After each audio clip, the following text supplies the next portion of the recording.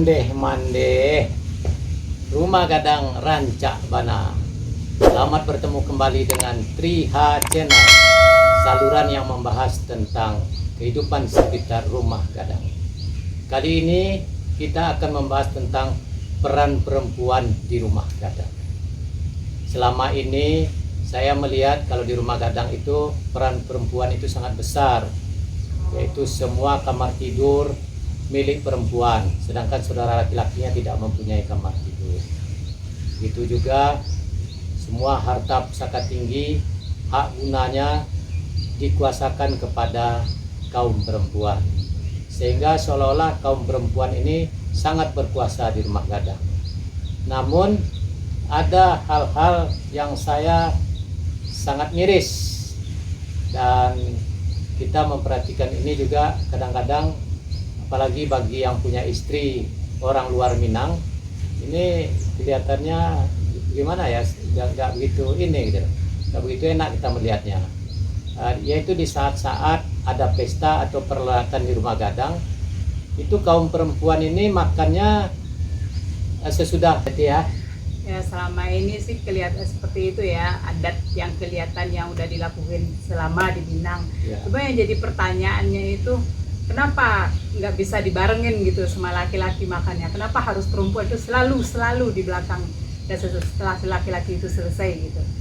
Apakah kita itu laki-laki itu memang dihormatin terlalu ini, atau perempuan itu cuma makan sisa-sisa makanan orang laki-laki itu aja? Itu adat yang selama ini yang diikutin. Iya. Nggak ngerti. Tapi mungkin saat-saat pesta atau perhelatan tersebutlah mungkin laki-laki ini diberi kesempatan merasa itu rumah kaumnya. Sedangkan sehari-hari kan sudah dikuasai oleh kaum ibu atau perempuan di rumah tersebut. Dan saya melihat juga waktu perhelatan atau pesta-pesta tersebut, itu di rumah gadang itu yang menghidangkan atau yang menatyangkan kalau bahasa sananya itu juga kaum laki-laki. Jadi di dalam perhelatan atau pesta itu, di ruangan rumah gadang itu kelihatannya tidak kelihatan kaum perempuan, semuanya kaum laki-laki, kan begitu ya Wianti ya? Iya. Tapi sekarang dah yang jadi pertanyaannya itu dah, sekarang kan udah mulai itu adat itu entah ditinggalkan atau memang sekarang kan udah ada pesta-pesta itu yang berupa kayak pesta yang di kota-kota lah Ya, pakai ya. gitu. Itu kan kayak undangan gitu. Itu kan istilahnya kan udah nggak pakai prasmanan lagi tuh. Ya. Nah, itu yang adat itu ditinggalin apa gimana sih? Adat itu masih dipakai nggak sih dah? Jadi itu mungkin kan fenomena ini ya, perkembangan zaman saat ini, karena sudah banyak kaum yang sudah tidak memiliki rumah gadang lagi. Jadi orang-orang yang tidak memiliki rumah gadang ini, dia akan mengadakan pesta, tentu disesuaikan dengan kondisi keberadaan bangunan rumah tempat tinggal dia.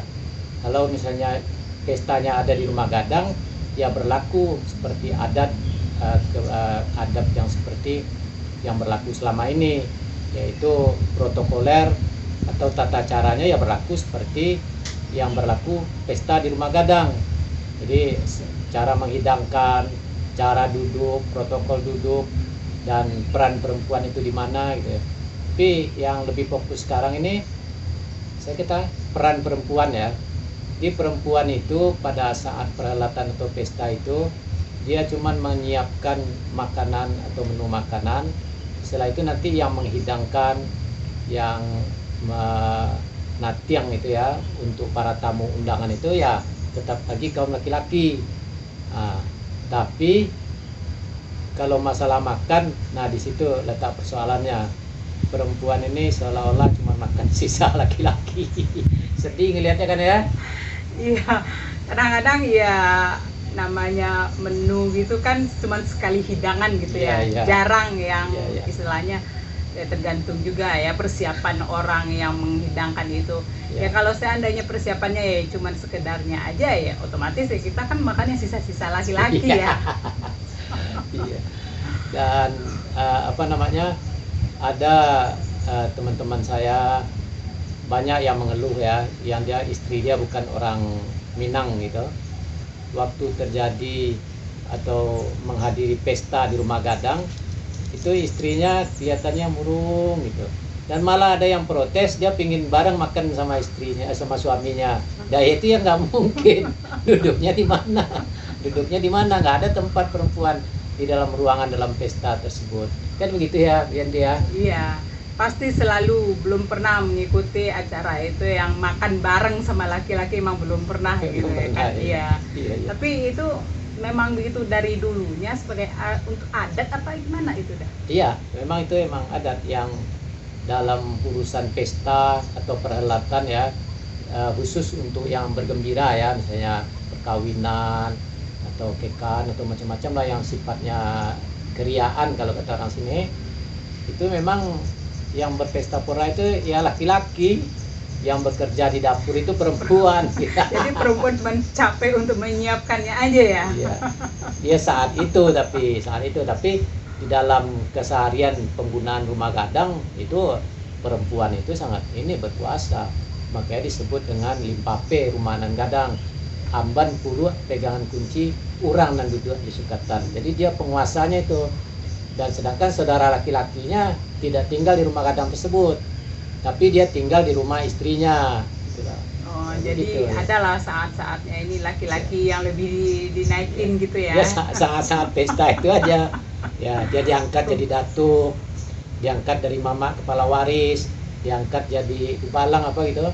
Ya sangat-sangat begitu aja. Tapi dia mempunyai istana, kalau misalnya seorang raja mempunyai istana, tapi raja tersebut tidak tinggal di rumah gadangnya. Yang tinggal di rumah gadang itu adalah saudara perempuannya beserta suami-suami atau ipar dari raja tersebut.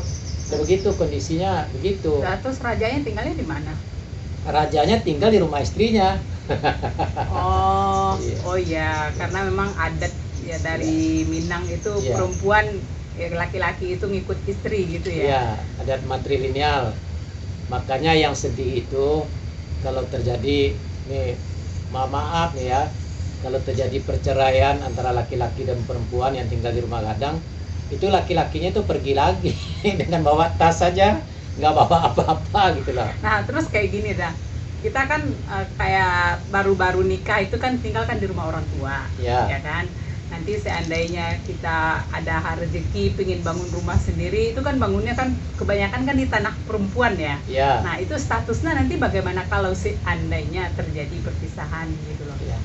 Nah, itu kalau misalnya orang suami istri, itu harta itu ada beberapa macam itu. Ada yang disebut dengan harta pencarian, ada yang disebut harta pusaka, ada yang disebut harta bawaan, ada yang disebut harta peninggalan. Jadi kalau misalnya terjadi perceraian antara kedua pasangan tersebut yang tinggal di rumah gadang nih ya, Ya. nah sudah itu nanti itu akan ada ininya, hitung-hitungannya atau harta hitung ininya. Kalau misalnya dia membuat rumah di tanah kaum yang perempuan, nah orang laki-laki itu pergi aja, rumahnya tinggal gitu. Jadi karena dia kan adanya di tanah suku atau kaum yang perempuan. Tapi kalau misalnya harta nanti dihitung itu. Misalnya harta pencarian itu akan dibagi menjadi harta gonogini. Itu ada lagi yang disebut harta bawaan. Harta bawaan itu adalah harta yang dibawa oleh laki-laki tersebut waktu kawin ke rumah yang perempuan tersebut. Nah, sedangkan harta peninggalan itu harta tepatan, yaitu harta yang kita dapati oleh suami itu waktu dia datang ke rumah tersebut. Sedangkan harta pusaka tinggi itu yaitu harta kaum perempuan tersebut yang turun-temurun dan dia cuma mempunyai hak guna, ya hak pakai aja. Jadi itu nanti harus dipilah-pilah gitu. Nah, demikianlah sekelumit tentang bincang-bincang kita mengenai peranan perempuan di rumah gadang pada saat terjadi acara perhelatan yang dilaksanakan di dalam rumah gadang. Semoga ini bisa menjadi informasi bagi kita semua. Demikian, sampai jumpa lagi pada video yang akan datang. Terima kasih.